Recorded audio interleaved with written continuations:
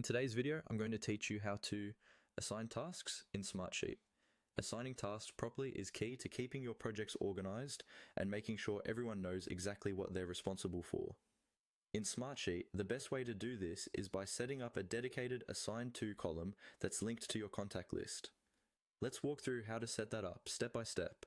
First, open your Smartsheet where you're tracking your tasks. Find the column area at the top of your sheet and decide where you want your assignment column to appear. This could be next to your task name, your due dates, or anywhere that makes sense for your workflow. Once you've decided on the location, move your mouse to the column header that will sit next to your new column. Right-click on that column header. A menu will appear with several options that affect that column and the sheet layout. From this menu, choose either Insert Column Right or Insert Column Left, depending on which side you want the new column to appear. This creates a brand new empty column where we'll set up our task assignments. After the new column appears, Smartsheet will prompt you to choose a column type. This is important because it determines what kind of data the column will hold. From the list of column types, click on Contact List.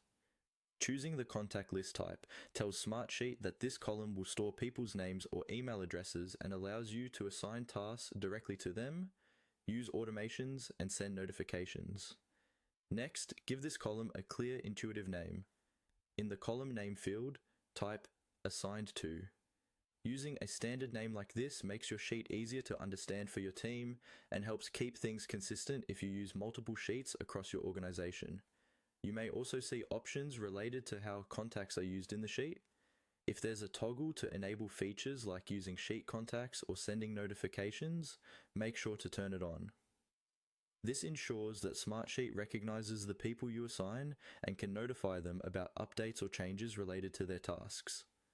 Once everything looks good, click OK to confirm your settings and create the column. Your new Assigned To contact list column is now ready to use. From here, you can click into any cell in that column, start typing a name, select the correct contact, and the task will be assigned to that person.